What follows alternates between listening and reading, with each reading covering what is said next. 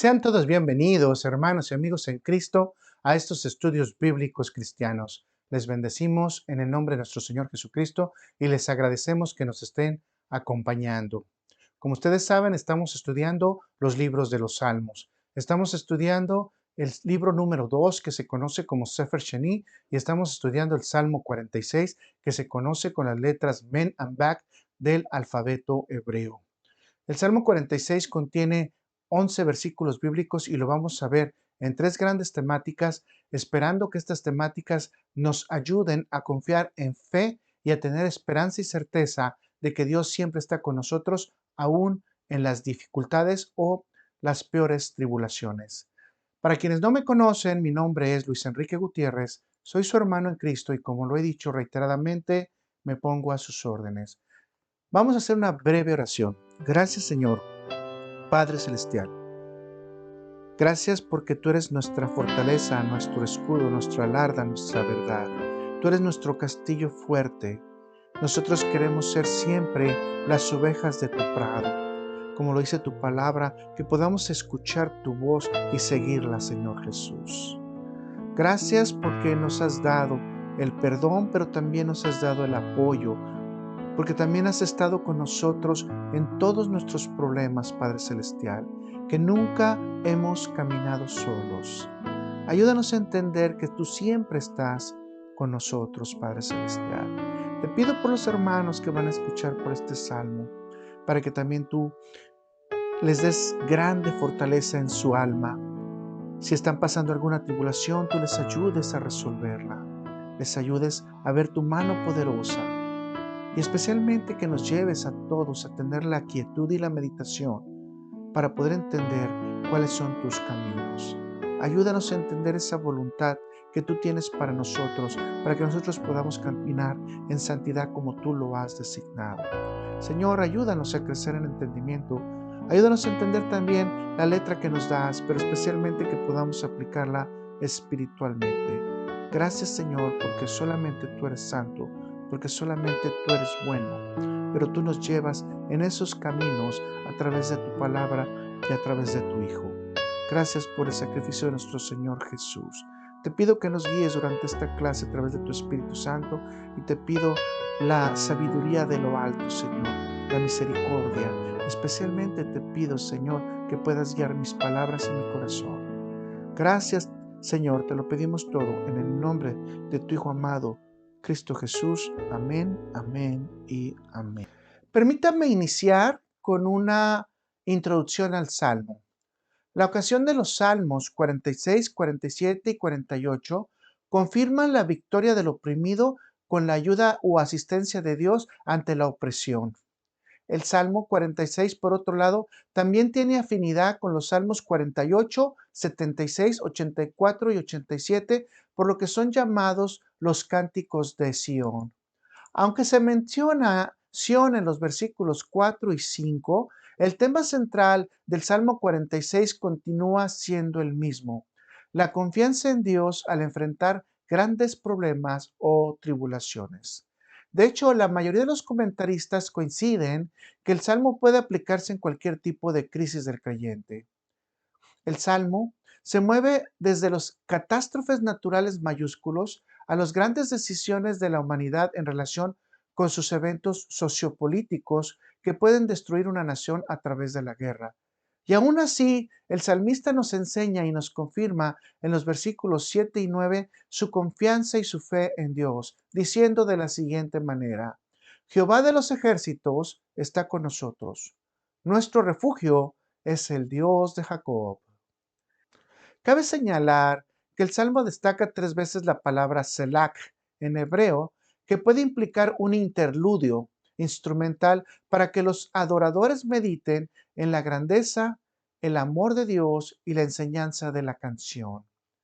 Estudiaremos por lo menos tres elementos esenciales del Salmo que dan una guía a las decisiones humanas en cuanto se estén confrontando con situaciones aparentemente adversas. Que Dios nos fortalezca y nos ayude en nuestro conocimiento para ir fortaleciendo también nuestra fe. Vamos a pasar a los aspectos generales del Salmo. El Salmo 46, el autor se considera o se acredita a los hijos de Coret. Así que los autores del Salmo 46 son los descendientes de Coret. La fecha. Existen varias fechas para el Salmo. La mayoría coincide que el Salmo fue escrito después de una victoria donde Dios actuó totalmente como refugio, imprimió su fuerza contra sus enemigos de Israel y socorrió a Israel cuando éste estaba en una gran amenaza o tribulación. Con esta información del Salmo 46 puede entenderse que la ciudad de Jerusalén, conocida también como la ciudad de Dios, estuvo bajo amenaza y Dios la rescató con mano poderosa del enemigo. La Biblia relata por lo menos dos rescates con estas características que usted puede estar ya familiarizado con ellos. El primer rescate lo encontramos durante el periodo del reinado de Josafá. Estos relatos los podemos encontrar en 2 de Crónicas capítulo 20. Se considera que tuvieron lugar estos hechos aproximadamente en el año 858 a.C. En resumen, Moab y Amón vinieron en contra de Judá. El profeta Jaisiel recibió mensaje de Jehová diciendo: no tengan miedo de esta multitud, porque no es su guerra, sino la de Dios. Cuando tengas un problema, una dificultad, di: no debo de tener miedo, porque no es mi guerra, sino es una guerra que ha iniciado Dios. Acto seguido, los hijos de Coat y los hijos de Coret cantaron a gran voz a Jehová, y aquí estamos destacando a los hijos de Coret, los autores del Salmo. Al día siguiente, los pueblos enemigos terminaron por destruirse entre ellos mismos, matándose unos contra otros. Quiere decir que la población no tuvo que hacer nada, o el pueblo de Israel no tuvo que intervenir. El segundo rescate se encuentra o se ubica en el año 701 a.C. en la victoria sobre Sennacherib de Asiria durante el reinado de Ezequías, tiempo en el que participó como profeta Isaías. Después de estar sitiada la ciudad de Jerusalén, Ezequías e Isaías oraron y clamaron a Dios, y Jehová mandó un ángel que mató a 185,000 soldados, librando a Israel, en este caso a la ciudad de Judá, de la muerte y la destrucción. Esto usted lo puede encontrar en Isaías 37, versículos 36. Como puede observar, las herramientas utilizadas por los creyentes en ambos rescates fueron la alabanza, la adoración, la oración y el clamor. De alguna manera, estas acciones activaron la respuesta de Dios. La clave es que estas acciones tienen que hacerse con fe, respeto y confianza hacia Dios.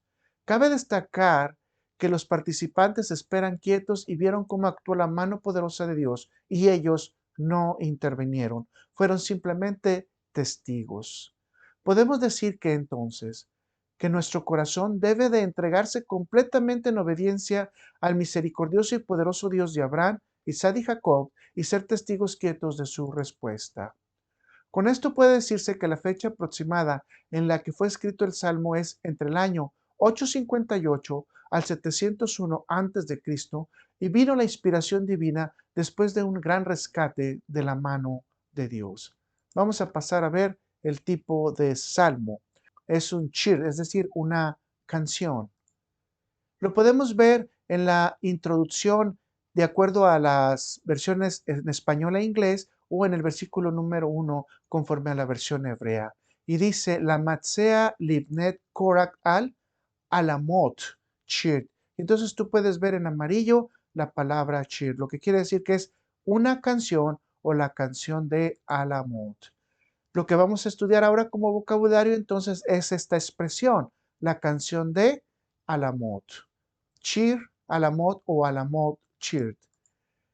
Para poder explicar el término, permítame decirle que de entrada David preparó 3 grupos para la interpretación de la canción y el tipo de instrumentos que deberían de tocarse durante los cultos o durante las celebraciones en el templo. Y esto lo podemos encontrar en 1 de Crónicas 15, versículos del 19 al 21. Y se puede leer de la siguiente manera. Así Emán, Asaf y Etat, que eran cantores, sonaban címbalos de bronce. Y Zacarías, Asiel, Semiramot, Jehiel, Unit, Eliab, Maasías y Benaía con salterios sobre Alamot, que es la palabra que estamos estudiando. Matatías, Elifelu,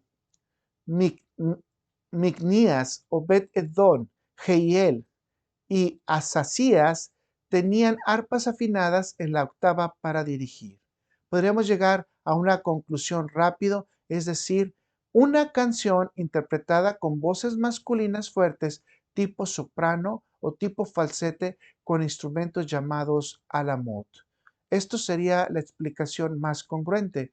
Sin embargo, existen algunos exégetas israelitas o judíos, como usted los quiera llamar, que dan tres explicaciones más. Número uno, algunos literalmente lo traducen como la canción de la doncella. La contradicción inicia con los exégetas cristianos que dicen que la canción fue interpretada por una mujer.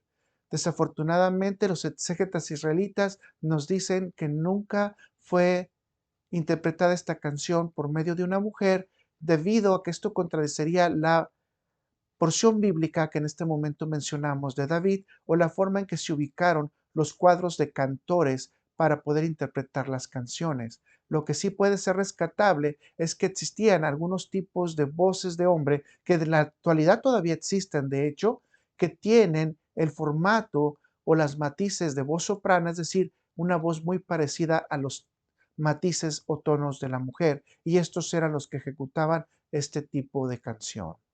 La segunda explicación que dan ellos es que se considera la canción de Israel y Israel es la doncella que está esperando por la protección o rescate del esposo. Hay una última interpretación. Ellos, al hacer un cambio con las vocales, en lugar de decir Alamot, dicen Al-Mabet. Y al decir Al-Mabet, se supone que es una canción sobre la muerte. ¿Cómo podemos explicar esto? Es muy sencillo. Aunque el creyente viva amenazado de muerte todo el tiempo, Dios está por encima de toda posibilidad, de toda tribulación o de todo ataque para poderle salvar. El participante entonces que vamos a tener es el director sinfónico. La temática, vamos a la temática, y la temática va a estar guiada por las tres veces que se secciona el salmo debido a la palabra Selak. Y el primer tema sería resultado de la fe. El segundo tema, una certeza. El tercer tema, un mandamiento. Si le parece bien, vamos a pasar a la primer temática que se encuentra en el Salmo 46, versículo 1 al 3, que es el resultado de la fe. Y vamos a leer del versículo 1 al 3 y dice de la siguiente manera: Dios es nuestro amparo y fortaleza, nuestro pronto auxilio en las tribulaciones. Por tanto, no temeremos, aunque la tierra sea removida y se traspasen los montes al corazón del mar, aunque bramen y se turben sus aguas y tiemblen los montes a causa de su braveza. Y viene la palabra Selat. El Salmo parte de un acto de seguridad en fe utilizando la siguiente lógica. Si Dios es el creador de los cielos y de la tierra y todo lo que subsiste, y Dios es nuestro amparo, fortaleza y pronto auxilio, entonces no hay nada que temer. Voy a volver a repetirlo. Entonces, no hay nada que temer. No importa lo que pase en la naturaleza, en la sociedad, entre los hombres, no hay nada que temer. Israel, por su parte, entonces, había sido testigo con sobradas pruebas del cuidado y la provisión de Dios ante circunstancias temibles y circunstancias también terribles que nosotros también podemos enfrentar como cristianos. Así que, en lenguaje sencillo, puede decirse que aunque existan terremotos o maremotos, existe la seguridad en fe de que Dios tiene el control de todo. Voy a volver a mencionarlo. Dios tiene el control de todo. En nuestra generación actualmente tenemos más certeza de los ciclos y cambios de la naturaleza y tenemos una visión más precisa del poder destructivo de lo que estos fenómenos naturales como terremotos o maremotos pueden causar a la humanidad. Consecuentemente, el miedo es uno de los sentimientos principales del ser humano que normalmente puede presentar ante estas situaciones. Pero el Salmo nos dice que aunque vengan maremotos y terremotos, no debemos de temer. De hecho, en la actualidad tenemos un ejemplo que hay una gran preocupación por el calentamiento global y las posibilidades de inundaciones o sequías que pueden ocurrir en el mundo entero, los cambios violentos en la naturaleza. Sin embargo, como cristianos y como creyentes y bajo la palabra del Salmo 46, no debemos de temer a estos cambios. Jesucristo proféticamente expresa que estos cambios serán una realidad en los tiempos venideros. Si gustas, acompáñame a Lucas 21, versículos del 25 al 26, y vamos a ver las palabras de nuestro Señor Jesucristo. Entonces habrá señales en el sol, en la luna y en las estrellas, y en la tierra angustia de las gentes, confundidas a causa del bramido del mar y de las olas, desfalleciendo los hombres por el temor y la expectación de las cosas que sobrevendrán en la tierra, porque las potencias de los cielos serán conmovidas. Las palabras de Jesucristo nos dicen que esto será toda una realidad, aunque no sepamos exactamente el día y la hora. Sin embargo, si creemos en la seguridad de fe que nos da este Salmo 46, solamente tenemos que confiar que Dios tiene todo el control sobre toda su creación y aunque aplique su justicia, siempre va a traer su misericordia. Consecuentemente, para el creyente, tiene la seguridad en fe que no hay nada que temer porque todos los fenómenos naturales están en control de Dios, su justicia y su misericordia. El acto de la fe nos lleva a afirmar fuertemente, no temeremos ni ante el derrumbe de los elementos más fuertes y estables de la naturaleza, las montañas, ni ante las tormentas más poderosas del mar o maremotos, pues Elohim, el creador de todo, está presente en nuestras vidas. La conclusión lógica es que si Dios es nuestro amparo, fortaleza y pronto auxilio, no hay razón para sentir temor en ninguna circunstancia. Spurgeon dice, si el Señor es nuestro verdadero refugio y fortaleza, tenemos el derecho de buscar un espíritu que nos lleve por encima de todos los hombres comunes. El sentimiento que debe obtenerse como resultado de este acto de fe, consecuentemente, es el tener paz que viene de lo alto, es decir, la paz que Jesucristo nos da, la paz que Dios nos da. Si no tenemos temor, entonces tenemos paz. Veamos lo que dice Filipenses en el capítulo 4, versículos 6 al 7, obviamente palabras del apóstol Pablo. Por nada estéis afanosos, sino sean conocidas vuestras peticiones delante de Dios en toda oración y ruego, con oración de gracias. Y la paz de Dios, que sobrepasa todo entendimiento, guardará vuestros corazones y vuestros pensamientos en Cristo Jesús. Solo el que ejerce la fe podrá cantar este salmo en paz ante las más grandes calamidades. Es un gran reto poder cantar el Salmo 46 con paz ante las grandes calamidades, sabiendo en fe que Dios tiene el control de todo. En la historia de la Reforma, encontramos como ejemplo que Martín Lutero se deleitaba cantando el Salmo 46, aun con todos los ataques eclesiásticos que tenía o que estaba sufriendo, y ante las más furiosas oposiciones. Un día dijo a Melanchthon, cantemos el Salmo 46 y que el diablo haga lo que quiera. En el Salmo 46, Martín Lutero tomó la inspiración para hacer su magno himno llamado Castillo fuerte es nuestro Dios. Como podemos entender, el Salmo 46 trae fortaleza y paz al corazón de un creyente que tiene activa su fe. Con esto llegamos a nuestra primera conclusión. Dios es el creador, el comandante de los ejércitos y el protector de los creyentes, así que nada debemos de temer. Pasemos entonces al tema número 2, que es una certeza y lo vamos a encontrar del versículo 4 al 7.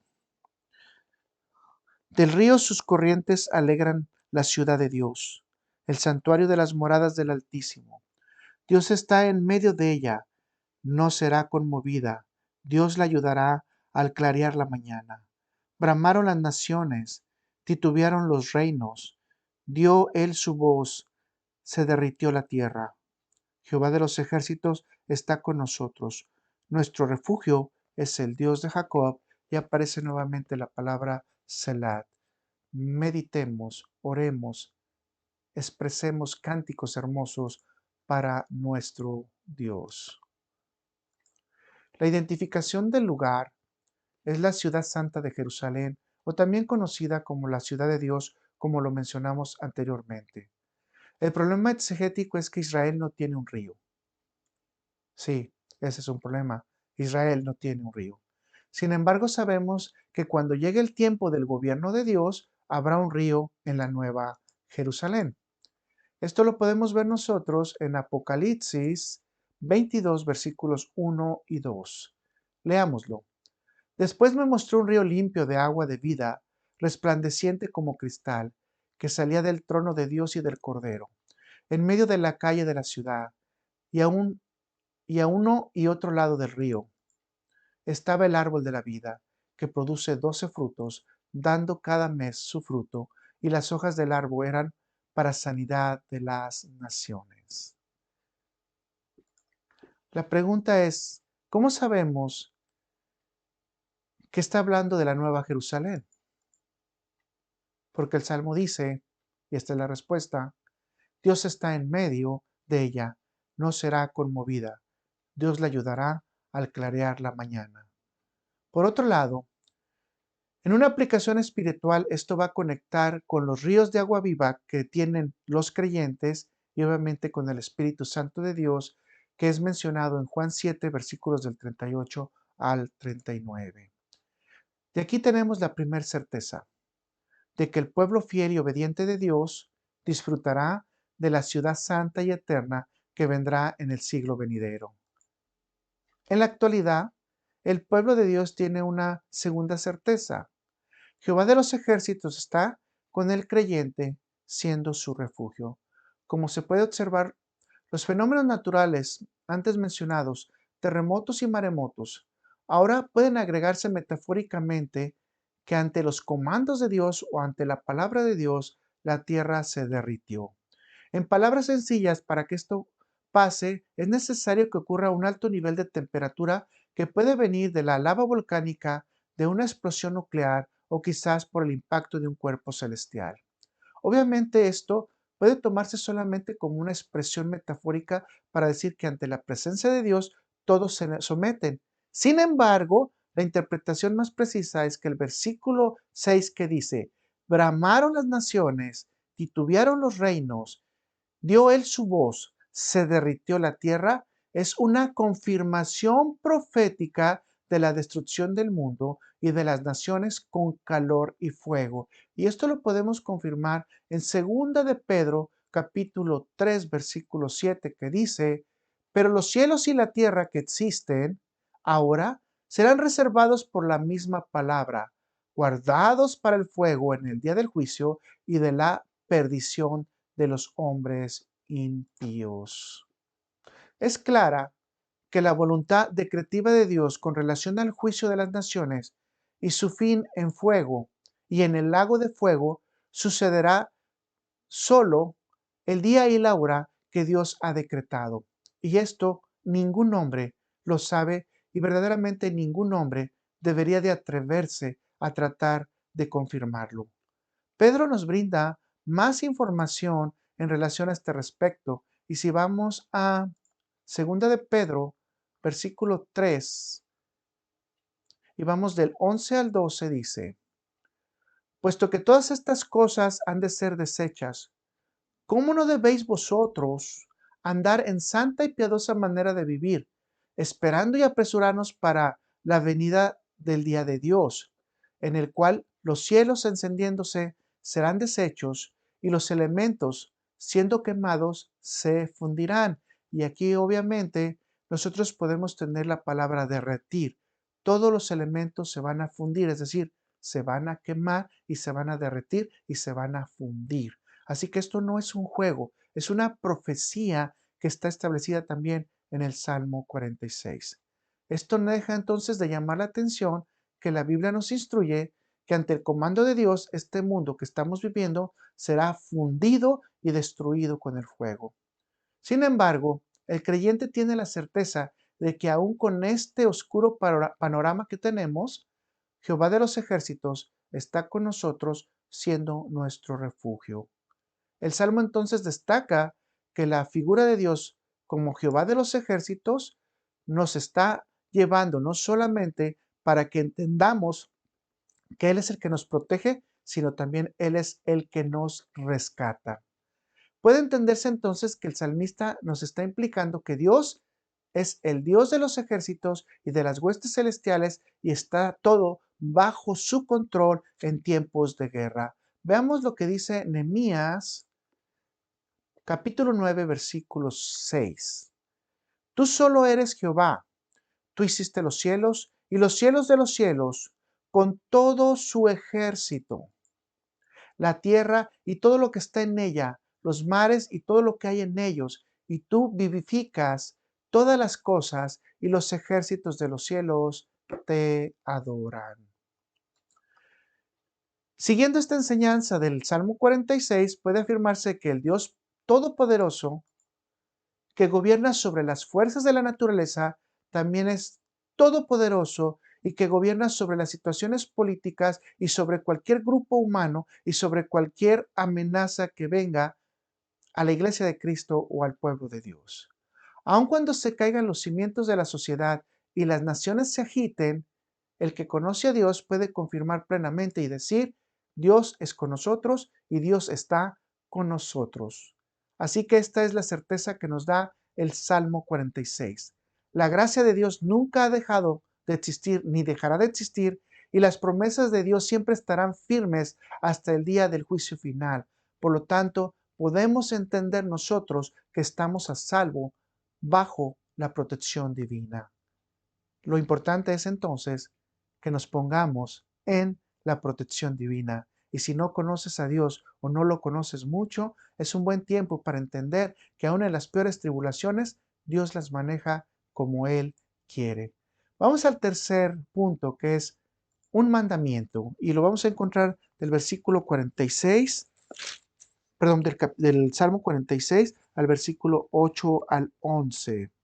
Y dice de la siguiente manera: Venid, ved las obras de Jehová, que ha puesto asolamientos en la tierra, que hace cesar las guerras hasta los fines de la tierra, que quiebra el arco, corta la lanza y quema los carros de fuego. Estad quietos y conoced que yo soy Dios. Seré exaltado entre las naciones, enaltecido seré en la tierra. Jehová de los ejércitos está con nosotros. Nuestro refugio es el Dios de Jacob. Y vuelve otra vez a aparecer la palabra Selah. La pregunta forzada es, ¿cuál es el mandamiento que encontramos en este bloque de versículos? Y dice así, estad quietos y conoced que soy Dios. Y entonces no tenemos un mandamiento, sino tendríamos dos. Estad quietos y conoced que soy Dios. John MacArthur dice, este doble mandamiento de no caer en el pánico y de reconocer su soberanía se dirige probablemente tanto a su nación para consolarla como a todas las demás naciones como advertencia.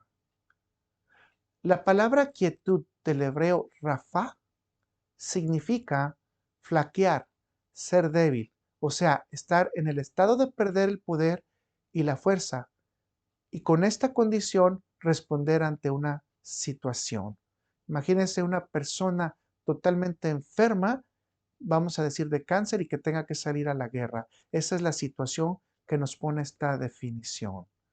En la palabra aplicada podríamos decirlo de esta manera: estad débiles y en calma para que reciban la instrucción de quien es el poderoso Dios.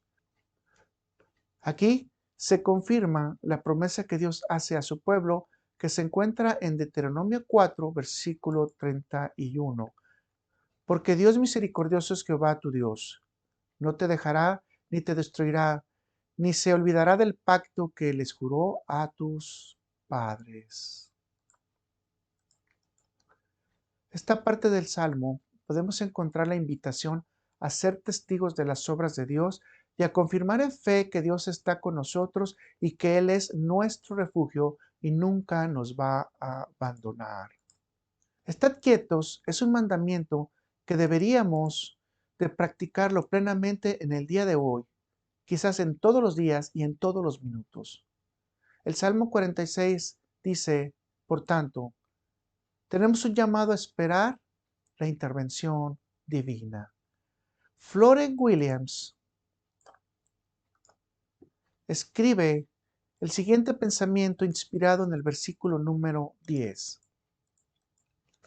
Quieto, viene la mañana, la noche terminará. Confía tú en Cristo, tu luz y amigo fiel. Sabe que Él es Dios, cuya perfecta voluntad obra en todo para tu bien. Quieto y alza los ojos a Él. Como explicamos en el apartado de la fecha del Salmo, existe una relación paralela entre la victoria de Josafat y la de Ezequías. En ambos casos podemos ver la alabanza, la oración, el clamor y el canto que fueron necesarios para exaltar a Dios de los ejércitos, quien dio la victoria sin ninguna intervención humana. En palabras sencillas, ambos reyes y sus súbditos fueron testigos de la intervención gloriosa de Dios. Así que cumplimos el mandamiento de estar quietos y de conocerlo más cuando permitimos en fe y con confianza que Dios obre en nuestras vidas y en específico en nuestras tribulaciones. Permítame darle una breve reseña de cómo Jesús se convierte en la fuente de confianza de los creyentes y se aplica varios elementos de este salmo para confirmar su poderío y su majestad. Jesús venció al mundo. Jesús calmó las fuerzas de los vientos y las aguas, es decir, intervención sobre la naturaleza. Jesús sanó a los enfermos. Jesús liberó de los endemoniados. Jesús respondió a las necesidades de las gentes. Jesús es la fuente de paz. Jesús venció los poderes de la muerte. Jesús nos reconcilió con el Padre. Todo esto ocurrió en la quietud del creyente que confía plenamente en la salvación a través del sacrificio de Jesús, y el creyente solamente ha sido testigo sin intervenir en nada. No hemos hecho nada, solo hemos sido testigos de sus obras. Este bello canto del Salmo 46 ha estimulado la fe de mucha gente a través de los siglos. Creo que es tiempo de empezar a aprenderlo de memoria y ponerlo en obra en nuestra fe. Vamos a pasar a las preguntas. Pregunta número 1. Describe cómo Dios es fuente de ayuda. Pregunta número 2. Describe o cita ejemplos bíblicos en el que Dios se manifieste con un pronto auxilio. Pregunta número 3. ¿Cuál piensas que era la mayor fortaleza del pueblo de Dios? Pregunta número 4. ¿Dios está obligado a responderle a un creyente genuino? Pregunta número 5. ¿Cuáles son los ingredientes que te pueden ayudar en este salmo para tener paz? Pregunta número 6. ¿Puedes citar otros ejemplos en los que los creyentes permanecieron quietos viendo la mano de Dios resolviendo los problemas? Pregunta número 7. ¿Qué piensas de las personas que no pueden someterse a la voluntad de Dios aún diciéndose creyentes?